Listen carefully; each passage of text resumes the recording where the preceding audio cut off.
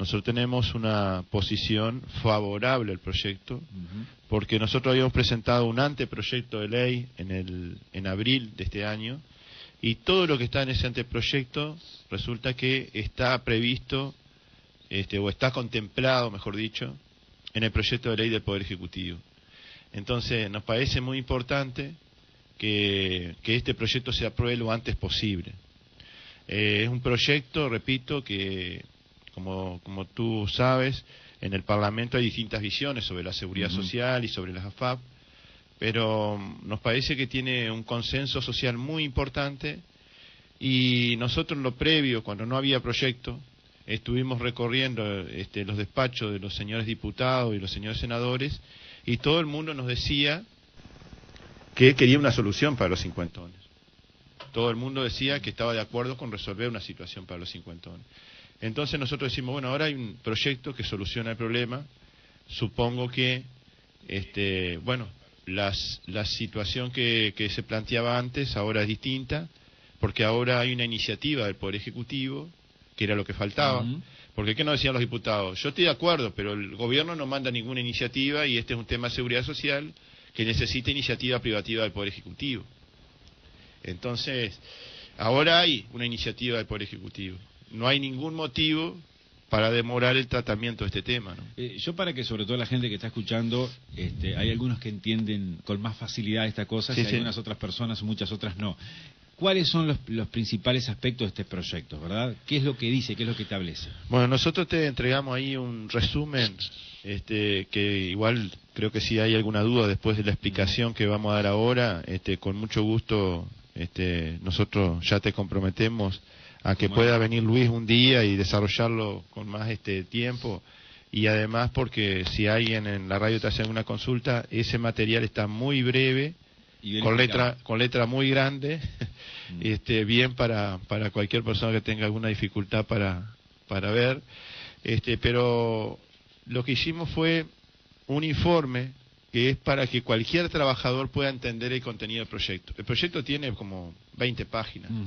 Y está con una redacción jurídica. Claro. Entonces ahí lo que estamos haciendo es explicando quiénes están comprendidos las personas que están amparadas por el Banco de Previsión Social, no los policiales, no los militares, no la caja bancaria, no los profesionales, sino los que están en el BPS. En el BPS, bien. Esos tienen que ser trabajadores, no jubilados. Si estás recibiendo algo de la FAP, no estás comprendido dentro de ese proyecto del Poder Ejecutivo. Nosotros decimos que debería contemplarse a los trabajadores perjudicados que ya se jubilaron. La otra cosa que plantea ahí es que contempla a todos los que en algún momento de su vida se pasaron del primer nivel de aportación. Todos sabemos de que, o mejor dicho, no todos sabemos, hay mucha desinformación sobre esto, pero en el año 96 se dijo que estaban obligados los que ganaran más de 5.000 pesos. A valores de hoy son 48.953 pesos. Si hay un compañero de salud pública que me está escuchando y trabaja en la salud privada, seguramente entre los dos empleos se pasa de eso y queda obligado a estar afiliado. O algún compañero que tiene un solo empleo, pero en un momento le pagaron una retroactividad, o le pagaron digamos un premio, o cobró algo extraordinario, como horas extras, lo que sea, y puede ser que solamente por ese mes se pasó, quedó obligado, aunque luego nunca más. O sea, si se pasa solo un mes, ¿está obligado a posteriori también? Sí. Queda obligado a estar afiliado a una FAP. Entonces fue unos pocos pesos fueron a la FAP, luego nunca se pasa, por lo tanto quedan muy poco dinero en la FAP, y bueno, y se va a jubilar por el BPS y un poquito por la FAP. Entonces digo, además hay algo que es la opción del artículo 8. Esos trabajadores, si hacen opción por el artículo 8, aunque ganen menos de 48.953, como se pasaron alguna vez, están obligados a estar afiliados, y a veces hacen opción del artículo 8. Y con eso, la mitad del aporte va para la FAP, aunque no se pasen de 48.000, y la otra mitad viene para el BPS. Entonces, esto que estamos explicando, que es muy complejo, nosotros lo explicamos ahí en el proyecto. La otra cosa, es para las personas que al 1 de abril del 2016 tengan 50 años. Si alguien cumplió años en mayo cumplió 50, no está comprendido, no se va a poder jubilar, no se va a poder desafiliar de la FAP. Entonces, nosotros lo que queremos es que no sea los mayores de 50 años anterior a abril del 96. Nosotros queremos que sea 50 años en el momento de la aprobación de la ley. Entonces esas dos cosas, que los jubilados que fueron perjudicados por las AFAP puedan también mejorar su jubilación con este proyecto, y que las personas no sean las personas que de abril para atrás del año pasado puedan entrar en este proyecto, sino que las personas que tienen 50 años en el momento de la aprobación de la ley. O sea, que abarque a mucha más gente. Y esto en el Parlamento, ¿usted estima que pueda tener y bueno, apoyo? Yo te digo, así como está el proyecto, yo lo voto con las dos manos, ¿no? Pero si podemos introducirle esos dos elementos, nosotros estamos logrando que otros perjudicados también entren dentro del proyecto. Bien. ¿Y por dónde pasaría la resistencia, o por qué el Ejecutivo eso no lo contempló? ¿Qué explicaciones recibieron ustedes? Y lo que pasa es que el reclamo de este tema siempre fue los cincuentones. Entonces, el gobierno dice los que tenían más de 50 años en el 96 eran los que a abril del 96 tienen más de 50 años. Porque 20 años después. Sí. Entonces, en realidad el Ejecutivo está atendiendo literalmente lo que nosotros planteamos. El tema es que esta reforma llega un poquito tarde, unos meses tarde, un año, 2 años tarde. Entonces nosotros decimos, esperando esta reforma, muchos trabajadores no tuvieron más remedio que jubilarse, pero también son perjudicados. Y bueno, será cuestión de ver quién convence a quién, pero yo te digo, si no logramos convencer sobre estos dos aspectos al gobierno o al Parlamento, a mí me parece que así como está el proyecto, es un avance impresionante, es un logro del movimiento sindical. Yo no sé si tú recuerdas que hace un año un vocero del Poder Ejecutivo dijo que este tema no estaba en la agenda del Poder Ejecutivo. Sí. Y digo, logramos instalarlo en la agenda pública, logramos instalarlo en la agenda sindical y logramos instalarlo en la agenda del Poder Ejecutivo. Es un tema, yo siempre lo remarco, muy importante el de la seguridad social, el de la jubilación, ¿no? Porque todos en algún momento, el que está ahora trabajando, que tiene 20 o 30 años, en algún momento se va a pasar a ser un pasivo. Y es uno de lo que se llama, los que en la sociedad recibimos como un sueldo diferido, digamos, un ingreso diferido que tenemos en un momento que tenemos que terminar bien nuestro pasar por este mundo. Y lamentablemente eso no ocurre. Ustedes están aferrados, y como mucha gente, a que este sistema de la AFAP tiene que desaparecer.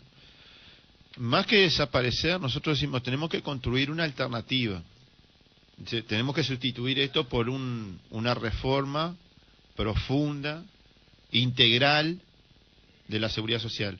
No es solamente eliminar las AFAP o derogar las AFAP, porque con eso estamos atendiendo un aspecto que yo te diría que hay muchísimos más desafíos que tiene la seguridad social que también hay que resolver. Entonces, para nosotros tiene que ser una propuesta integral. ¿Qué quiere decir esto? Que no solamente se refiere a la FAP, se refiere a otros aspectos de la seguridad social también. O sea, una reforma profunda y abarcativa, o sea, que no solamente haga centro en el ahorro individual, que nosotros criticamos, pero no es el único problema que tiene la seguridad social. Por ejemplo, si eliminamos la AFAP y los jubilados siguen cobrando 10.000 pesos. Claro, el tema de fondo es lo que recibe el pasivo, ¿no? Entonces nosotros lo que queremos, porque esos jubilados que cobraron 10.000 pesos no estaban obligados a estar afiliados a una AFAP, y les fue mal igual, sin tener AFAP. Ahora, pero ¿por dónde pasarían? ¿Cuáles serían esos principales aspectos para entrar de lleno a una reforma de la seguridad social? Bueno, nosotros ahí estamos proponiendo una reforma que tenga 3 pilares. Un pilar asistencial, porque aquí en Mercedes tenemos, para que tengas una idea, tenemos aproximadamente 2.000 personas que reciben una pensión por invalidez. 2.000, ¿solo en Mercedes? 2.041 en Mercedes solamente. Ajá. Entonces, esas personas no van a poder jubilarse por una prestación contributiva. ¿Por qué? Porque no van a tener una causal, porque esas personas no pueden trabajar, la mayoría de ellos. Algunos quizás sí, pero es muy difícil que consigan trabajo, producto de que son personas con discapacidad. Y ahora estamos trabajando para que las empresas privadas puedan contratar, o puedan no, tengan la obligación de contratar personas con discapacidad. Entonces lo que estamos planteando es un pilar asistencial para esas personas que no van a poder tener una pensión, una jubilación contributiva. Otro pilar que sí sea pero en esa persona, ¿cuál sería? ¿Aumentarle la pensión? ¿Cuál sería? No, nosotros ahí, por supuesto que hay que trabajar sobre el tema de mejorar las condiciones del ingreso de esas personas, y ahí no hay más remedio que pensar en la solidaridad y en el aporte del Estado a través de rentas generales, porque de ahí no hay más perro que el chocolate, no va a haber aporte de esos trabajadores o de esas personas.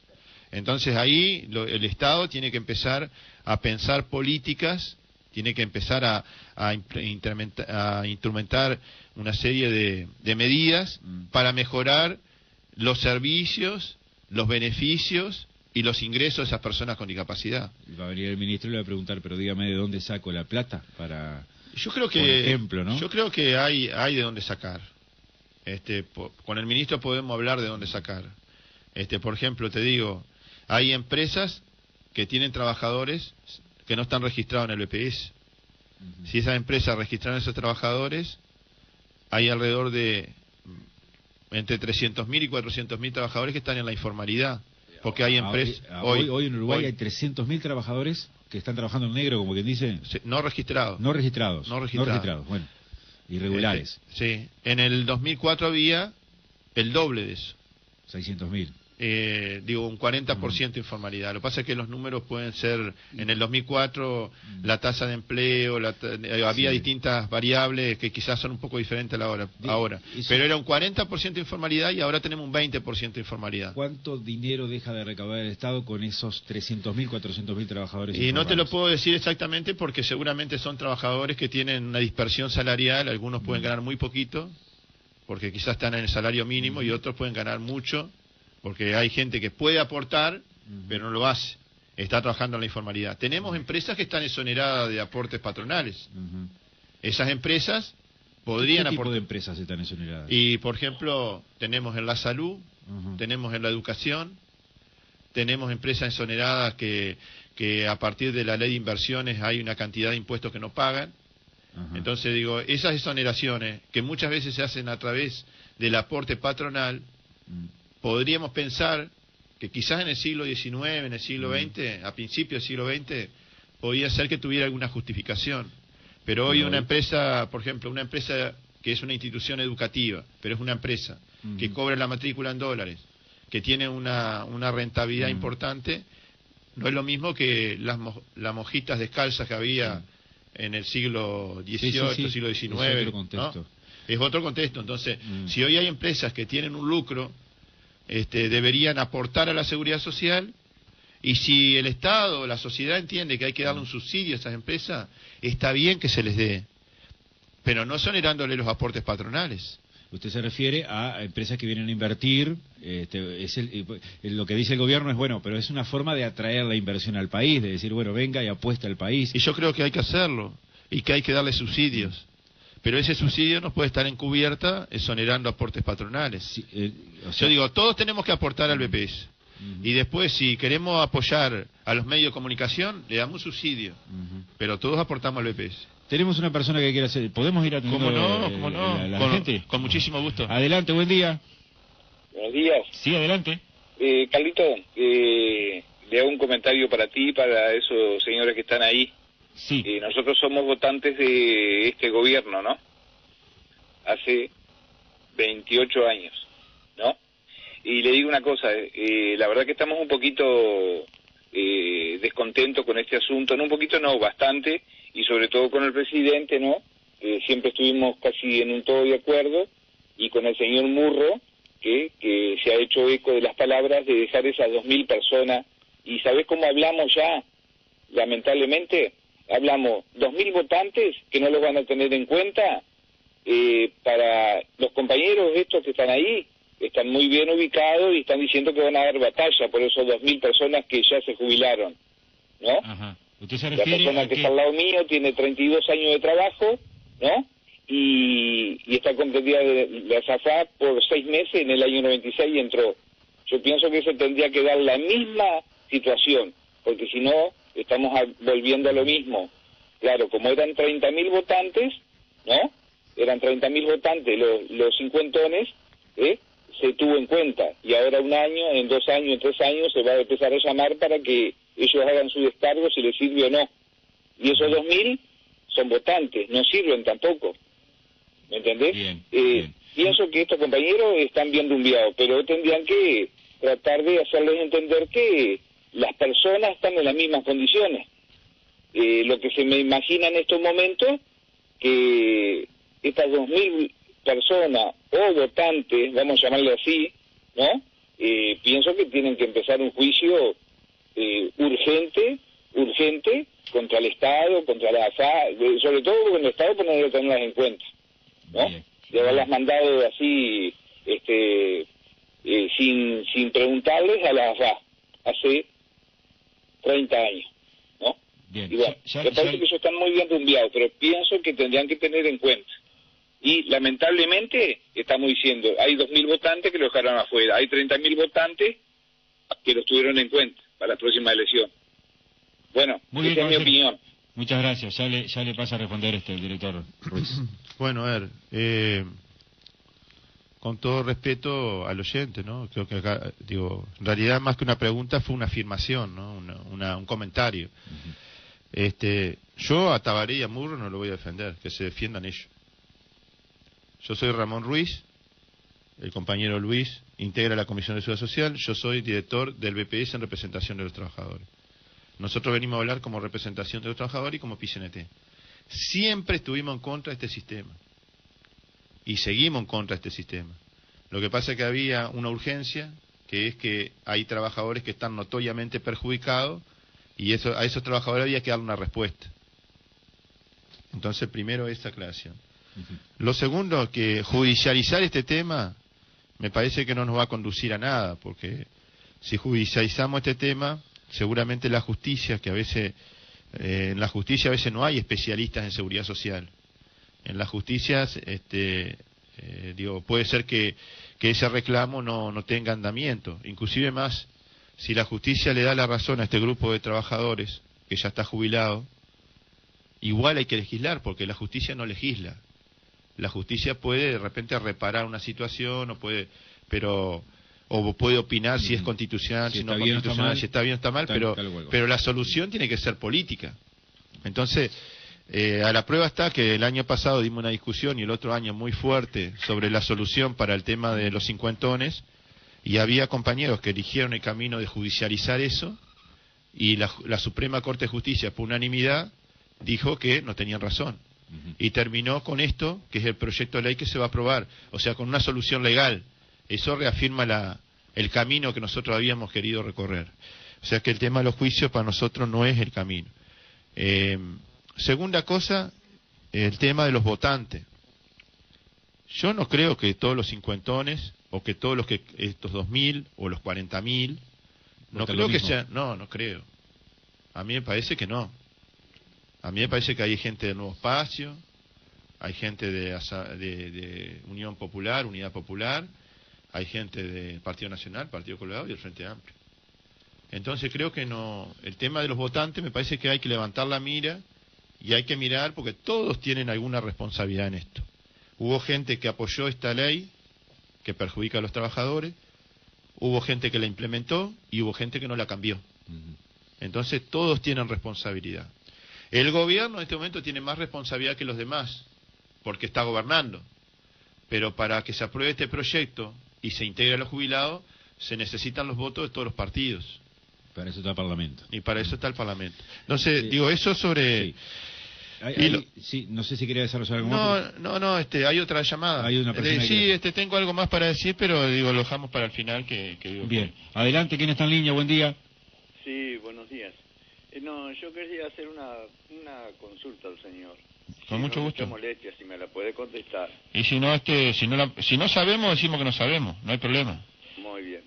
Escuchame una cosa, yo te voy a decir, yo estoy jubilado, pero tengo acá cerquita de mi casa, a una persona que está cobrando una buena pensión y está trabajando.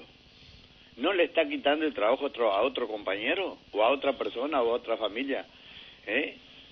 Bueno, así en el aire, yo te digo, no sé, si tenés algún otro dato, porque hay que ver qué pensiones, hay varios tipos de pensiones. Yo te voy a decir, ¿sabe por qué? No vas a dar nombres por las dudas, ¿no? Tenga la precaución. Yo no doy nombres. Yo lo que doy es la indignidad. Trabajar 35 años en una empresa para que estés cobrando un mísero sueldo, y cuando tenés, desgraciadamente, algún enfermo o algo, el sueldo se te hace, pero no chico, súper chico. Eso es lo único que quiero, que si me puede contestar, le agradezco. Muy bien, caballero, muchas gracias. Acá tenemos dos situaciones. Una situación de lo que le pasa a ese señor que habló, o a algún familiar seguramente, independientemente de lo que le pasa a otras personas, independientemente de lo que le pasa a ese señor que vive cerca de la casa de él. O sea, es una situación que a veces, de acuerdo a cómo nos fue en la vida laboral, yo puedo trabajar 35, 40 años, pero si me tuvieron no registrado, si me pagaron el sueldo mínimo, seguramente voy a tener una jubilación muy pobre. Claro. Porque la jubilación se calcula en base a lo que yo aporté durante toda mi vida, y es un promedio de eso. Entonces digo, hay gente que cobra muy poco, pero cuando yo le pregunto, bueno, ¿pero cuánto ganabas? Me dicen, bueno, ganaba el sueldo mínimo. Bueno, entonces no podés ganar de jubilación más que el sueldo mínimo. El aporte que te hicieron fue lo mínimo. ¿No? O me dicen, no, lo que pasa es que mis patrones no aportaron. Entonces, no aportaron. Entonces la Seguridad Social no recibió nada. ¿Cómo te calculo la jubilación si no tengo salarios? Porque pudiste declarar la actividad, pero no pudiste demostrar los salarios que cobrabas. Entonces esa persona, que quizás cobró buenos salarios, pero no aportó a la Seguridad Social, va a tener una jubilación mínima.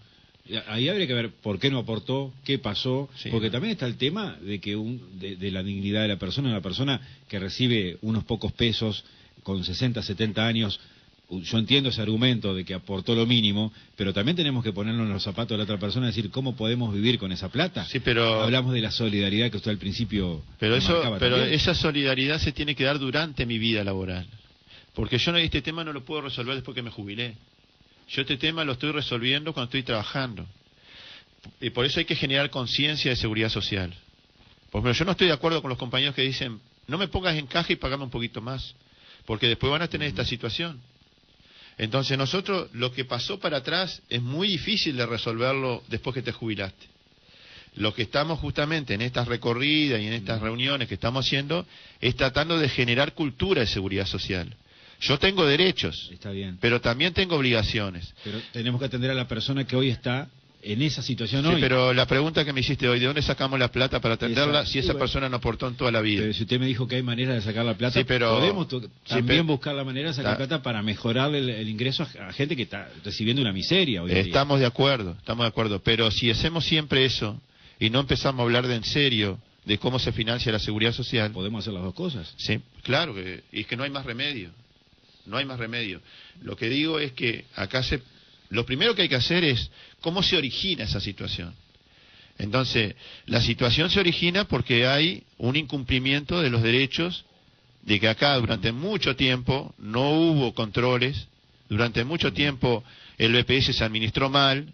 Entonces, ahora hay que resolver cosas que no son fáciles de resolver. Porque, por ejemplo, acá en Mercedes tenemos... todos los meses, ¿no? El BPS todos los meses tiene que pagarle a 12.124 personas una jubilación.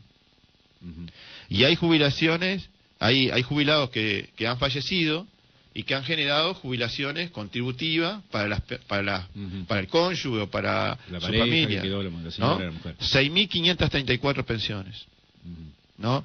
Ahí tenemos más de 18.000 personas que todos los meses reciben la jubilación. Pero a nivel nacional tenemos 700.000 personas que reciben pasividades.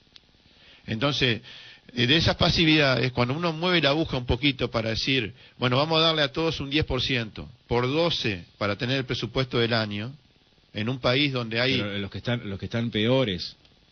Los que están peores, que se está haciendo eso en julio de cada año. Mirá, si no se hubiesen aplicado los ajustes diferenciales de julio en la última década, esos jubilados que ganan la mínima hoy ganaban 6.000 pesos menos de jubilación. Hay una señora que está en línea, porque está hace rato esperando. Adelante, buen día, por favor. Adelante, señora. Buenos días, señor. Para hacer una consulta, señor Ruiz. Sí, con mucho gusto. Debe estar al tanto, porque yo he llamado a Montevideo y la secretaria Fernanda, hace un año que estoy llamando, por un mal descuento que me hacen. Soy pensionada, primero por invalidez, y cuando cumplí los 60 me jubilé con 40 años de trabajo. Fui docente, trabajé en farmacia. Pero en el famoso FONASA me han sacado lo que han querido. Hasta el día de hoy no sé cuánto me corresponde. En el BPS de acá figuro sin cónyuge y sin hijos. Mi esposo le descuentan a él, a mí me han sacado un 8, me han sacado un 6, me arreglaron una vez y hasta el día de hoy me siguen sacando y nadie me dio una solución. Bien, bueno, señora. Bueno, muy bien, señora. Yo lo escucho por la radio, ¿eh? Bueno, muy bien, muy bien. Acá hay una situación que creo que ella dijo, Fernanda es una de las compañeras que me ayuda en la secretaría ahí del BPS. Supongo que Fernanda le habrá explicado a la señora. El BPS lo único que hace con el FONASA es retener lo que corresponda de acuerdo a la declaración que hizo la persona en su momento. Puede ser que haya errores, pero el BPS no tiene esa plata, porque el BPS cobra esa plata y se la manda al FONASA, al Fondo Nacional de Salud.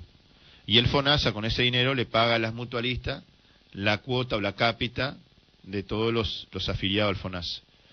Entonces, creo que ahí hay que tener en cuenta de que el BPS no es el responsable de esta situación, ¿no? Ahí hay que ver, es difícil a veces con una información muy parcial tomar partido y decir, yo le digo a la señora que en todo caso hoy a las 19 horas vamos a tener un plenario, si ella quiere acercarse hasta el plenario, una asamblea abierta donde puede ir cualquier persona, no solamente aquellos que están sindicalizados, puede ir un desocupado, un jubilado, cualquiera puede acercarse, y con mucho gusto de repente tenemos unos minutos para poder ver la situación particular. Lo mismo el señor que llamaba antes.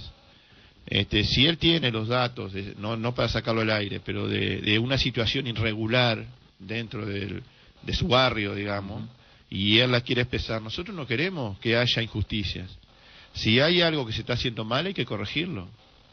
Hay que ver cuál es la situación, porque de repente en apariencia, la otra vez un compañero me dice, mira, no puede ser que a fulano, que está lo más bien, le lleva una pensión y a mí me la niegan. Y a los 3 meses se murió porque tenía una etapa terminal.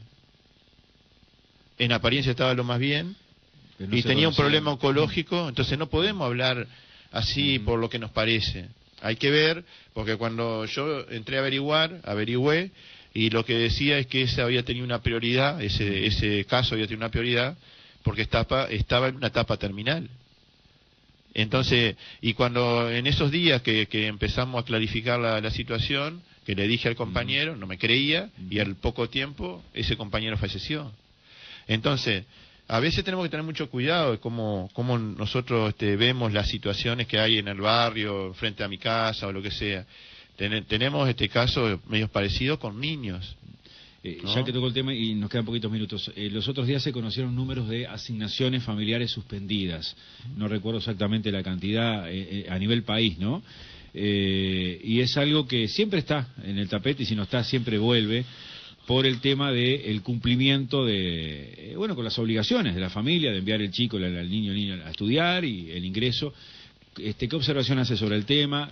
¿Usted estima que existe un adecuado contralor hoy en esta temática? Yo lo primero que quiero decir es lo que decía cuando hablaba de las jubilaciones mínimas.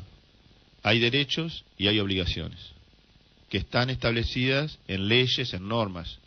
Sobre la asignación familiar, los hogares de bajos recursos, los hogares que están más vulnerables, tienen derecho a percibir la asignación familiar. Pero también tienen obligaciones, tienen que mandar a sus chicos, sus muchachos, los hijos, a la escuela. Esos hogares tienen que asegurar que esos niños y esos jóvenes vayan a la escuela, al liceo. Y eso lo dicen las normas que están vigentes. Si alguien no quiere que sea así, tiene que cambiar las normas. ¿Usted personalmente qué piensa? Y a mí me parece que depende qué instrumentos se tengan, pero el sistema educativo podría hacer estos mismos controles. Y no el BPS, ¿no? Podría estar desvinculado el tema de la obligación de ir a la escuela independientemente de la asignación familiar, porque a veces nos encontramos con la situación de que le suspendemos a un hogar la asignación familiar y en lugar de ayudar agravamos la situación de ese hogar. Entonces es un tema para pensarlo, para reflexionar sobre eso. El otro día tuve una reunión con Ana Olivera, que es un integrante del Ministerio de Desarrollo Social, la que fue intendenta de Montevideo, que ahora está en el Ministerio de Desarrollo Social, y me decía que la mitad de esos muchachos que hoy se les suspende la asignación familiar son jóvenes entre 15 y 17 años, y que algunos de ellos están trabajando, y otros, mejor dicho otras, que están entre 15 y 17 años son mujeres, y están cuidando a sus hermanos porque sus padres trabajan. Entonces cuando una vez se ve el número y dice, mirá toda la gente que no va a la escuela, qué horrible y qué irresponsabilidad de los padres, pero cuando uno empieza a ver las situaciones se encuentra con que ahí hay personas con discapacidad, que los padres no pueden resolver la realidad familiar puede variar. Hay la mitad de ellos que trabajan o cuidan o participan en los cuidados de su familia. Entonces hay se llama Jóvenes en Red, para buscar, digamos, soluciones a esa mitad de los que se les suspendió ahora la asignación familiar. Y teníamos detectado, a través del control que establece el decreto 239 del año 2015, teníamos detectado que había 14.235 jóvenes y niños que no cumplían con este requisito de ir a la escuela o al liceo. Y se estableció un plazo hasta el 1 de agosto, y ahí más de 1.000 muchachos regularizaron la situación porque había errores o no había llegado la información a tiempo al BPS. Y hoy tenemos 13.042 personas, 13.042 muchachos y niños, a los cuales se les suspendió la asignación familiar, que decir que en septiembre no van a cobrar, y si su familia, si es el responsable de la familia trae un certificado de escolaridad, se le va a restituir el beneficio. Eso es lo que hay para la asignación familiar. Y la idea no es eliminar la asignación familiar de esas personas, es suspenderla para lograr que esas personas puedan demostrar que están yendo a la escuela, que están concurriendo. Lamentablemente se nos ha ido el tiempo. Tengo por aquí, después le voy a hacer llegar diferentes mensajes de la gente, que por lo que estoy repasando acá son muchos casos concretos, puntuales. Hay algunas opiniones también. Acá hay un oyente que nos dice, el BPS no les paga. Dice, les devuelven un mínimo porcentaje de lo que aportaron toda su vida, y no está de acuerdo con lo que usted dice, porque dice que les pagamos. Es la reflexión que hace un oyente acá. No entendí la que dice que el BPS no les paga, les devuelven un mínimo porcentaje de lo que aportaron durante toda su vida. Dice acá un oyente. Hace una observación en cuanto a lo que usted hace. Yo creo que si no fuera por este sistema de seguridad social, imposible que la persona sola, individualmente, pueda tener todos los beneficios que da la seguridad social. Es cierto que algunos pagan y reciben menos de lo que ponen, y otros ponen poco y reciben más de lo que ponen. Entonces digo, ahí depende de la situación. Invito a ese oyente que hoy con mucho gusto podamos fraternalmente, respetuosamente conversarlo en el plenario. Bien, Luis, querías puntualizar algo sobre la actividad de hoy. Independientemente de algunas otras visitas a la prensa y instituciones que vamos a hacer durante todo el día, 16:30 en Dolores, en el local del Zunca, vamos a estar en una reunión abierta, recibiendo a los vecinos, los trabajadores, y a las 19 horas en el plenario intersindical de Mercedes, Jiménez 431, para seguir hablando de estos temas y profundizando en otros que por cuestiones de tiempo no dan. Invitamos también a todos los trabajadores, a los jubilados, a todos los vecinos que se acerquen, 19 horas en el local del plenario intersindical en Mercedes, y 16:30 en el Zunca de Dolores. Bien. Todos invitados. Quería decirte algo al final que me quedó pendiente. Sí, digo, yo creo que es fundamental la participación de la gente. Por eso es importante las reuniones que decía recién Luis. Porque fíjate que este proyecto lo logramos, pero si hubiesen estado los 40.000 cincuentones y los 2.000 jubilados que hoy no están contemplados, este tema se hubiese arreglado antes, ¿no? Pero cuando convocábamos, mucha gente que a veces escribe cosas en internet o que habla por teléfono, no estuvo en las movilizaciones. Lo digo sin ningún tipo de rencor, porque hoy tenemos un proyecto que es perfectible, pero a Luis, si hubiese habido 40.000, hubiésemos quizás resuelto este tema mucho más rápido que lo que estamos resolviendo. Y lo otro que quiero decirte es que te dejamos un material muy importante, el tiempo nos da, sobre el IAS, y sobre las AFAP, y sobre el tema de los avances que había en seguridad social. Te quiero decir que nos preocupa algo que en estos días se está hablando sobre el IAS, porque hay gente que propone eliminarlo. Nosotros ahí lo que vemos es que las personas que pagan IAS, los jubilados que pagan IAS, son un 20% de los jubilados, y esos jubilados son los que ganan más de 28.888 pesos. Seguramente todos los oyentes que me llamaron no ganan 28.888. Entonces la eliminación del IAS no le va a resolver a esos jubilados un aumento en la jubilación, sino que solamente va a beneficiar a aquellos pocos jubilados que pagan IAS. Ojalá todos los jubilados pagaran IAS, porque de esa manera quiere decir que todos ganan más de 28.800. No es la realidad que tenemos en Uruguay. El 80% de los jubilados gana menos de 28.888 pesos. Y bueno, lo que nos preocupa es que lo que se recauda de IAS, que se va a eliminar, ¿quién lo va a pagar? Porque si lo dejan de pagar los jubilados que cobran mejores jubilaciones, y después los pagan los jubilados que cobran menos. ¿Cuánto se recauda por IAS? 200 millones de dólares. ¿Y le podemos hablar de lo que usted decía hoy, las inversiones, los grandes capitales? Podemos seguro, pero digo, nosotros pensamos, a ver, no tenemos una posición sobre esto. Lo que queremos es informar, porque a veces una persona que gana 10.000 pesos, que gana 15.000 pesos de jubilación, claro, piensa que él paga IAS. Cuando escucha a alguien que dice, voy a eliminar el impuesto a los jubilados. Entonces digo, primero, saber quién paga y quién no paga. Segundo, saber también, a nosotros nos gustaría saber cómo se va a reponer ese dinero.